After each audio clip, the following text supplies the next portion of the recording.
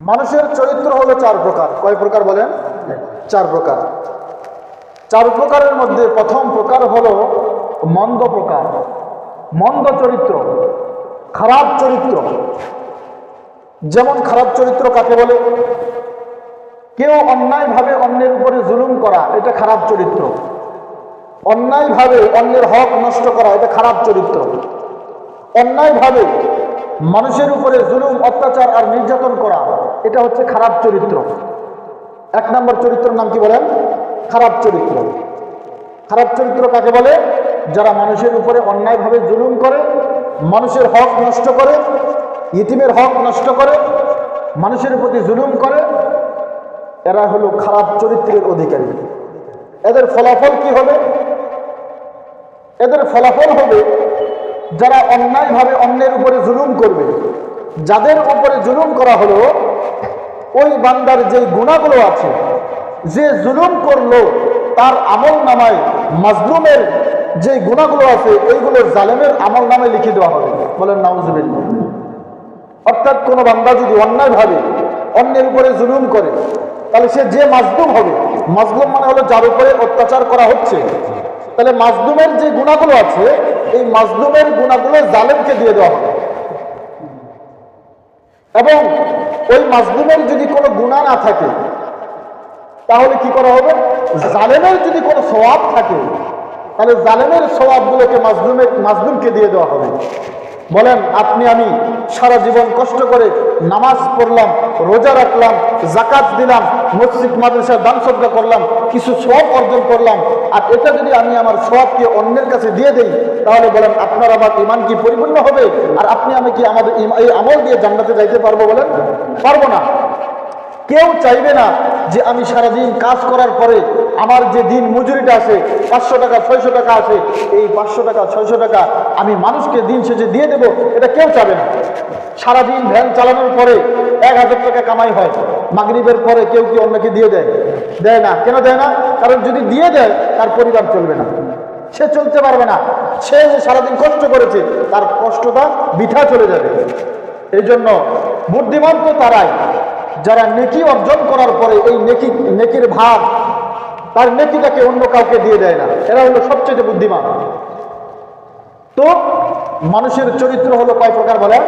চার প্রকার। এক নম্বর প্রকার হলো মন্দ চরিত্র। মন্দ চরিত্রের ফলাফল হলো যারা মানুষের প্রতি অন্যায়ভাবে জুলুম করবে, মাজলুমের গুনাহগুলোকে জালেমের আমলনামায় দিয়ে দেওয়া হবে, আর জালেমের যদি সওয়াব থেকে থাকে, এই জালেমের সওয়াবটা মাজলুমকে দিয়ে দেওয়া হবে। সুতরাং বোঝা গেল এই মন্দ চরিত্র এটা আপনার আমার জন্য কর্তব্য নয়। মন্দ চরিত্র কোনো মুসলমানের হতে পারে না। মন্দ চরিত্র কোনো মুসলমানের হতে পারে না। নাম্বার 2, ভালো চরিত্র। কি চরিত্র? ভালো চরিত্র। কেউ আপনাকে গালি দিয়েছে, আপনিও তাকে গালি দিয়েছেন। আপনার কেউ 10 টাকা নষ্ট করেছে, আপনিও তার 10 টাকা নষ্ট করেছেন। কেউ আপনার হাত ভেঙে দিয়েছে, আপনিও তার হাত ভেঙে দিয়েছেন। কেউ আপনাকে একটা থাপ্পড় মেরেছে, তো আপনিও তাকে একটা থাপ্পড় মারলেন। এটা মন্দ চরিত্র নয়, এটা ভালো চরিত্র। কি চরিত্র? ভালো চরিত্র। মানুষ অর্থাৎ অন্য কেউ যদি আপনার প্রতি জুলুম করে, যেই পরিমাণ জুলুম করেছে, আপনিও যদি তার প্রতি জুলুম করেন, এটা অন্যায় হবে না। এটা কি হবে বলেন? ভালো চরিত্র হবে। মানুষ আপনার মনে করেন যে একটা ছাগলকে মেরে ফেলে দিয়েছে, ছাগলের দাম হলো 2000 টাকা, তো আপনিও তার একটা ছাগলকে নিয়ে মেরে ফেলে দিলেন, ছাগলের দাম হলো 2000। এই ছাগলটা হলো, এই যে চরিত্রটা দেখাইলেন, এটা হলো ভালো চরিত্র। এটা কিসের চরিত্র? এই চরিত্রের কারণে উভয় পক্ষের কোনো প্রকার সওয়াব হবে না, কোনো প্রকার সওয়াব হবে না। নাম্বার 3, উত্তম চরিত্র। কি চরিত্র? উত্তম চরিত্র। কেউ আপনার প্রতি জুলুম করেছে, অত্যাচার করেছে, আপনার টাকা পয়সা নষ্ট করেছে, আপনার বিবি বাচ্চাদেরকে কষ্ট দিয়েছে, আপনি তাদেরকে কষ্ট দিলেন না, বরং আপনি তাদেরকে মাফ করে দিলেন। এটা হলো উত্তম চরিত্র। কি চরিত্র? উত্তম চরিত্র। এই উত্তম চরিত্রের কারণে যেই ব্যক্তি মাফ করে দিবে, আল্লাহ তাআলা সর্বপ্রথম ওই বান্দার জীবনের সমস্ত গুনাহগুলোকে মাফ করে দিবে। 4 নম্বর চরিত্র দেখেন, মহান চরিত্র। কি চরিত্র? মহান চরিত্র। মহান চরিত্র কাকে বলে? মহান চরিত্র বলা হয় কেউ যদি আপনার উপরে আঘাত করে, আপনাকে আপনার প্রতি জুলুম করে, আপনি ওই জালেমের কাছে গিয়ে বলবেন, ভাই আপনার যেই হাত দিয়ে আমাকে আঘাত করেছেন, যদি আপনি আপনার হাতের মধ্যে ব্যথা পেয়ে থাকেন তাহলে আপনি আমাকে ক্ষমা করে দিবেন। এটা হলো মহান চরিত্র। এটা কি চরিত্র? মহান চরিত্র। আর এই মহান চরিত্রের অধিকারী ছিল আদম আলাইহিস সালাতু ওয়াস সালাম থেকে নিয়ে আমাদের নবী পর্যন্ত যত নবী রাসূল দুনিয়ায় এসেছেন, সমস্ত নবী রাসূল এই মহান চরিত্রের অধিকারী ছিল। কয় নম্বরে ছিল বলেন? 4 নম্বরে। আপনি আমি কয় নম্বর চরিত্রের অধিকারী আছি দেখেন।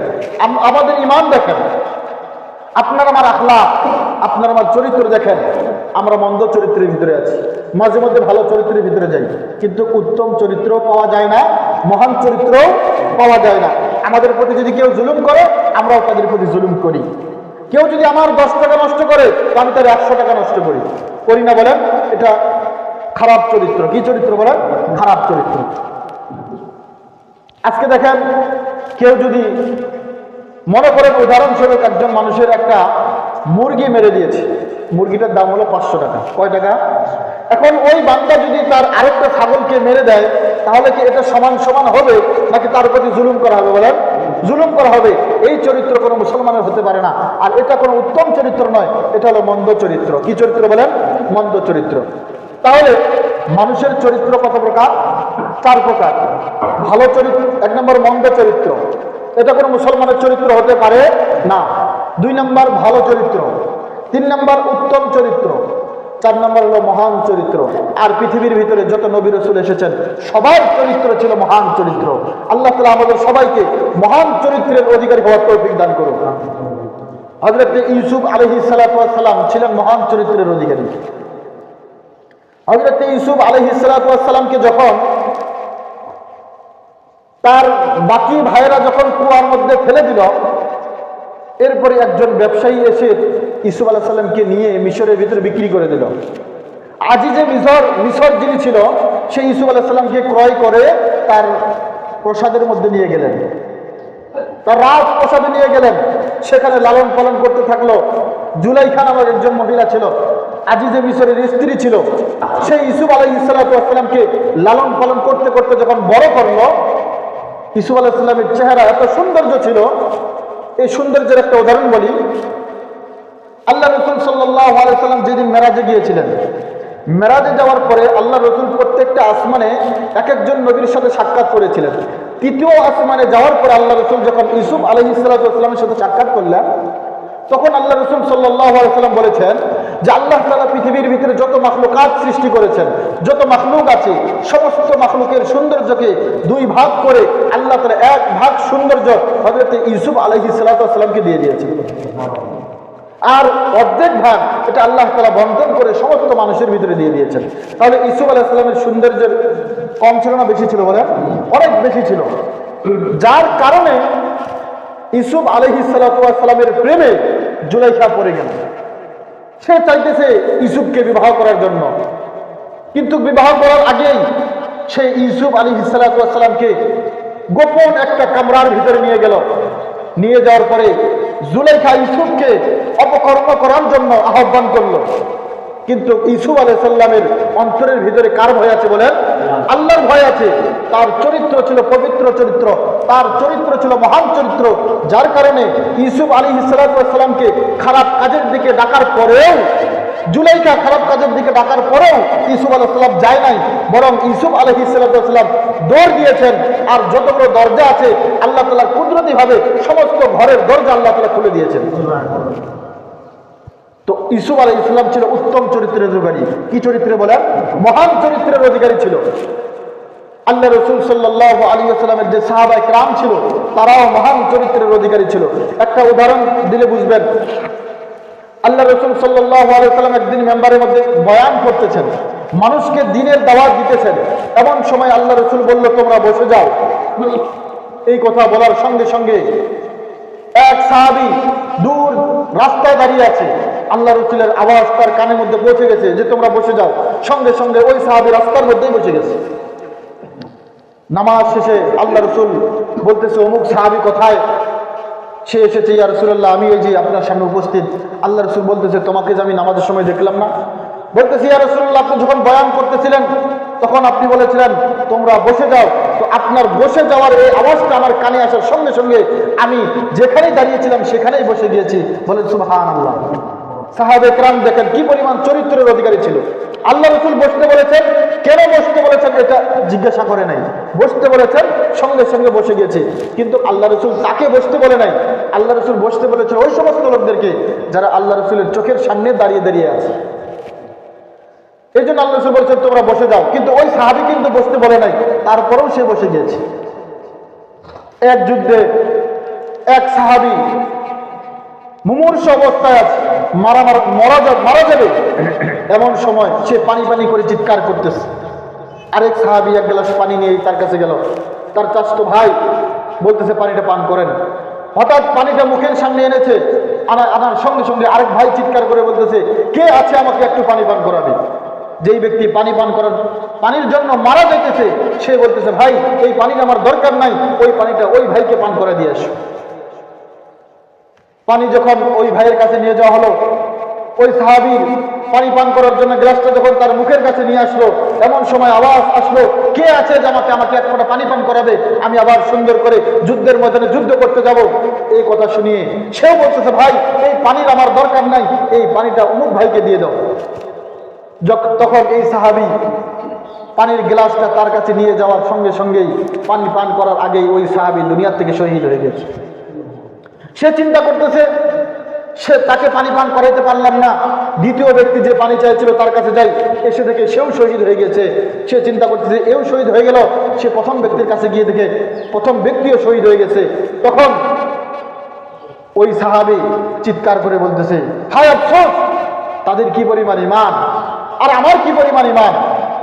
আজকে তারা এক বন্ধু এক ভাই পানির জন্য চিৎকার করতেছে, সে নিজেও কষ্ট পাইতেছে, তারপরেও সে পানিটা পান না করে তার আরেক ভাইকে পানিটা দিয়ে দিল। কি পরিমাণ তাদের উত্তম চরিত্র ছিল, কি পরিমাণ মহান চরিত্র ছিল, কি পরিমাণ তাদের ভালোবাসা অন্তরের ভিতরে ছিল। আপনার আমার চরিত্র কি সেই পরিমাণে আছে বলেন? নাই। আপনার আমার আখলাক সেই পরিমাণে নাই। আল্লাহ রাসূল সাল্লাল্লাহু আলাইহি ওয়াসাল্লাম হাদিসের মধ্যে বলেছেন যেই ব্যক্তির চরিত্র, যেই ব্যক্তির আখলাক হবে উত্তম আখলাক, ওই ব্যক্তি সারা রাত ইবাদত, সারা দিন রোজা রাখার যে পরিমাণ সওয়াব, উত্তম চরিত্রের অধিকারী হয়ে আল্লাহ তাআলা তাকে ওই পরিমাণ সওয়াব দান করবেন। আল্লাহ রাসূল সাল্লাল্লাহু আলাইহি ওয়াসাল্লাম হাদিসের মধ্যে বলেছেন মান আহাব্বা লিল্লাহ, কোন বান্দা যদি আরেকজন মানুষকে মহব্বত করতে চায় সেই জন্য একমাত্র আল্লাহ তাআলার জন্য মহব্বত করে। কার জন্য বলেন? আল্লাহর জন্য মহব্বত করবে। আপনারা আমাকে মহব্বত করবেন আল্লাহর জন্য, আমি আপনাদেরকে মহব্বত করব আল্লাহর জন্য। ওয়া আবগাদা লিল্লাহ, যে মানুষের প্রতি বিদ্বেষ রাখবে, মানুষকে মহব্বত করবে না, এটাও যেন আল্লাহ তাআলার জন্য হয়ে থাকে। আপনি আমাকে মহব্বত করবেন দলের জন্য, এটা হবে না, এটা আল্লাহ রাসূলের সুন্নাত নয়। আপনার মহব্বত হতে হবে আল্লাহর জন্য। আজকে আমি যদি আপনার দলের বিরুদ্ধে কথা বলি তো আপনি আমাকে অপছন্দ করবেন। কেন করবেন? আপনার অপছন্দ করার কারণ হলো আমি আপনার দলের বিরুদ্ধে কথা বলেছি। আর আপনার পছন্দ করার উদ্দেশ্য কি হলো? আমি আপনার দলের বিরুদ্ধে কথা বলি না। তাহলে আল্লাহ রাসূলের হাদিস অনুযায়ী আমার মহব্বতটা হলো বলেন? আল্লাহ রাসূল বলেছেন ভালোবাসতে হবে আল্লাহর জন্য, মানুষকে ঘৃণা করতে হবে আল্লাহর জন্য। তো আপনার আমার ভালোবাসা কি আল্লাহর জন্য হচ্ছে নাকি অন্য কোনো কারণে হচ্ছে? দেখেন আজকে যদি আমি ইসলামের কথা বলি, দ্বীনের কথা বলি, তো অনেকেই এটাকে তাদের দলের দিকে নিয়ে যায়। নিয়ে যাওয়ার কারণে সে মনে করে যে এই হুজুর আর ভালো না। অথচ আমি সত্য কথা বলার কারণে, ইসলামের কথা বলার কারণে, দ্বীনের কথা বলার কারণে যদি মনে করেন যে আমার এই হুজুরকে পছন্দ না, তাহলে বুঝতে হবে আপনার ঈমানের ভিতরে দুর্বলতা আছে। কারণ ইসলাম এক জিনিস আর দল সমর্থন আরেক জিনিস। কথাটা কিনা বলেন? আমার ইসলাম হলো আগে, আমার ইসলামকে মানতে হবে, আমার নবীজির সুন্নতকে মানতে হবে, নবীজি যেভাবে বলেছেন সেভাবে চলতে হবে। মান আহাব্বা লিল্লাহ, মহব্বত করবো কার জন্য বলেন? আল্লাহর জন্য। ওয়া আবগাদা লিল্লাহ, অপছন্দ করবো কার জন্য? আল্লাহর জন্য। ওয়া মানআ লিল্লাহ, যদি মানুষকে কোনো কিছু আমি নিষেধ করে দেই, দিব না, মানুষ আমার কাছে একটা চেয়েছে আমি তাকে দিব না, এটাও যেন আল্লাহ তাআলার জন্য হয়ে থাকে। ওয়া আ'তা লিল্লাহ, আমি যদি মানুষকে কোনো কিছু দান করি সেই দানটাও যেন আমার আল্লাহর জন্য হয়ে থাকে। আজকে আপনি আমি দান করি মানুষকে দেখানোর জন্য। কাকে দেখানোর জন্য বলেন? মানুষকে দেখানোর জন্য দান করি। অথচ আল্লাহ রাসূল শিখিয়ে দিয়েছেন যে তোমার দান যেন হয় একমাত্র আল্লাহ তাআলার রেজামন্দির জন্য। আজকে দেখবেন ওয়াজের ময়দানে কালেকশন হইতেছে, হাজার হাজার মানুষ নাম লেগেছে, আমি 10 বস্তা সিমেন্ট দেবো, আমি অত টাকা দিব, অত টাকা দিব। দেয় না। কি করে না বলো? দেয় না। শুধু মানুষকে দেখানোর জন্য দান করতেছে। আজকে যদি আপনাদের মসজিদে যদি অনুষ্ঠান করেন, সবাইকে যদি নাম লেখানো বলা হয়, সবাই আগ্রহ করে দিতে চাইতেছে মানুষকে দেখানোর জন্য, কিন্তু মন থেকে কেউ দিতে চায় না। আজকে মন থেকে, আমার পকেট থেকে আল্লাহকে রেজামন্দি করার জন্য, রাসূলের সুন্নতের উপরে আমল করার জন্য, মসজিদের জন্য, মাদ্রাসার জন্য, দ্বীনের জন্য টাকা বের হয় না, বরং এটা এখন চেয়েছে অপারগ হয়ে টাকা দিতে হইতেছে। অথচ আল্লাহ রাসূল বলেছেন আপনার আমার ওয়াতালিল্লাহ, দান যেন হয় একমাত্র আল্লাহ তাআলার জন্য। কার জন্য বলেন? আল্লাহ তাআলার জন্য। সুতরাং সম্মানিত হাজিরিন, আপনার আমার ভালোবাসা, আপনার আমার অপছন্দনীয় কোনো কিছু নিষেধ করা, কোনো কিছু মানুষকে দান করা, সব কিছুই যেন আল্লাহ তাআলার জন্য হয়ে থাকে। কার জন্য হবে বলেন? আল্লাহ তাআলার জন্য। তাহলে সংক্ষিপ্ত আকারে আরেকবার আপনাদেরকে বলি, মানুষের চরিত্র কত প্রকার? 4 প্রকার। কয় প্রকার? 4 প্রকার চরিত্র। এখন দেখেন আপনার আমার চরিত্র কত নম্বর প্রকারে আছে। এই চরিত্রটাকে পরিবর্তন করার দরকার আছে না নাই? আমাদের সমাজে এমন চরিত্রের অধিকারী আছে না নাই? যদি থেকে থাকে তাহলে তাদেরকে বলতে হবে যে ভাই আপনার চরিত্র, এই চরিত্র পরিবর্তন করতে হবে, উত্তম চরিত্র, মহান চরিত্রের অধিকারী হতে হবে। তাহলে কয় নম্বর চরিত্র? কতটা চরিত্র বলেন? মানুষের চরিত্র কয়টা বলেন? 4টা চরিত্র। 1 নম্বর চরিত্র হলো মন্দ চরিত্র। কি চরিত্র? মন্দ চরিত্র, খারাপ চরিত্র। এই খারাপ চরিত্রের অধিকারী কোনো মুসলমান হতে পারে না। আপনার আমার এই এলাকার ভিতরে খারাপ চরিত্রের অধিকারী লোক আছে না নাই বলেন?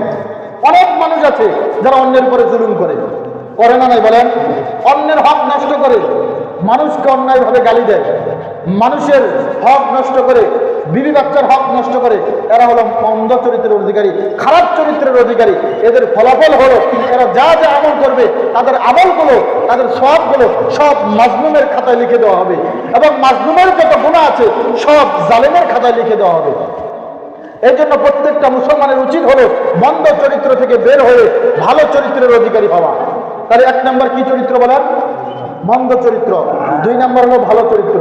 মানুষ আপনার যে পরিমাণ ক্ষতি করেছে আপনিও তাকে সেই পরিমাণ ক্ষতি করবেন। এটা আপনার কোনো স্বভাবও হবে না, কোনো গুনাহ হবে না, তবে এটা হলো ভালো চরিত্র। 3 নম্বর চরিত্র হলো উত্তম চরিত্র। মানুষ আপনাকে গালি দিয়েছে, আপনি তাকে মাফ করে দেন। আপনার প্রতি জুলুম করেছে, আপনি তাকে মাফ করে দেন। কেউ আপনাকে অকথ্য ভাষায় গালি দিয়েছে, খারাপ ভাষায় গালি দিয়েছে, আপনি সরাসরি বলেন ভাই আমি আপনাকে মাফ করে দিলাম। যদি এইভাবে মাফ করে দিতে পারেন তাহলে আপনার চরিত্র হলো উত্তম চরিত্র। কি চরিত্র বলে? উত্তম চরিত্র। 4 নম্বর চরিত্র হলো মহান চরিত্র।